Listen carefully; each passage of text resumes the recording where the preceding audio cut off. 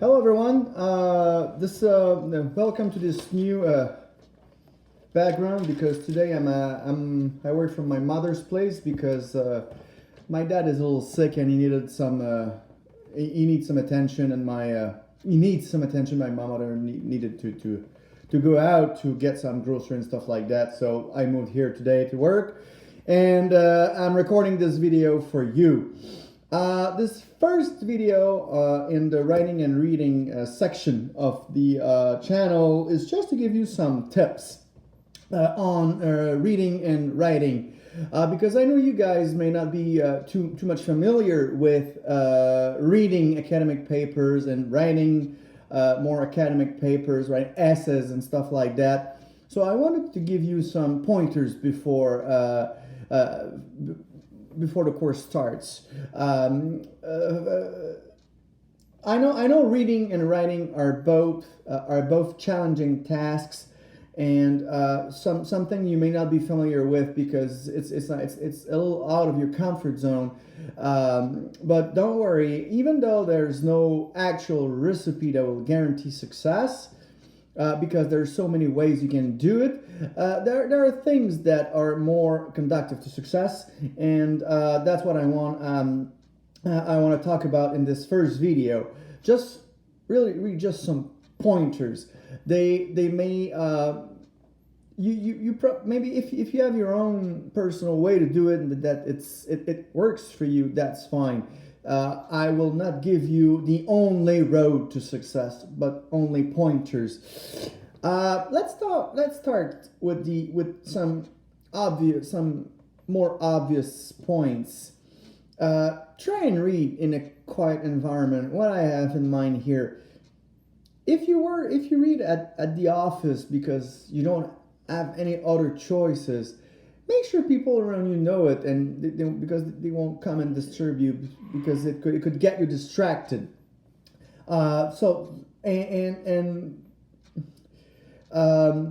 Sorry. For if you because when we're distracted every 2 seconds, it takes us some time to get back into it, and that goes as well for internet. If you have your browser in front of you while starting to read, the browser might be much more interesting than the paper, so it might distract you. I suggest you shut it down and concentrate on what you read. That helps a little bit. I need my coffee today. Sorry about that. I'm not really sorry. I'm just saying to look nice. If you want, some people like to have music while they're reading. Be careful with that. Sometimes when there's lyrics, you listen to the lyrics and you stop paying attention to what you read, because this is the most challenging thing. You will go through the words, you will peruse and everything, but there's no connection. You don't follow what's going on. You don't have in mind what's going on, because you are not concentrated on what the paper is actually saying. And this is what you want to achieve: being concentrated and follow the train of thought that you are reading, that you're going through. So this is why TV is not a winner, internet is not a winner, and sometimes music can not be a winner. Personally, I like to have music while I read, but it's always without lyrics. So it doesn't, the words do not mix up in my mind with what I'm reading. But that's me, you know? Okay, now, and this is probably the most important tips I'll give you right now. Before you start reading, be prepared, because a paper can be read for so many things, so many purposes, different angles. When you read during this course, you'll have assignment to produce, so this will give an orientation to the reading, to what you'll be looking for, the information that will be relevant to you. So have a look at the instructions. Have a look at what you want, what you're looking for before you start reading the paper. That will help you, because you'll focus your attention on the right stuff and leave something that you'll say, okay, I don't really quite understand that quite well, but it doesn't matter, because it's not what I'm looking for. This is not the topic of my research, so let's leave that aside for now. It's all right to do that. Okay, you're entitled to that kind of stuff. Also, try to be active when you read. This is very important. Take notes, write down questions, highlight some part that that are relevant, and do not hesitate to have a piece of paper on the side. Take notes on it or on the paper you're reading.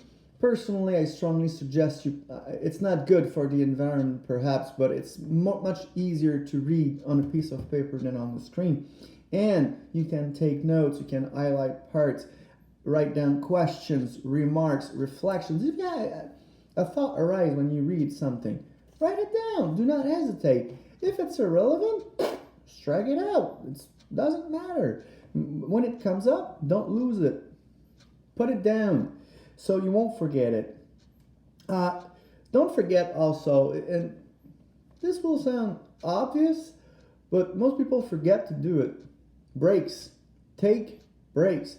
Do not expect to read 30 pages straight, one shot. It's not something that's good for you. You know, it will be better for you to break it down in small pieces. Even some maybe not in the same day. I know you have windows when you can do your work, but try to use it in the productive way. If you have 3 hours, you won't be reading during 3 hours. Take breaks.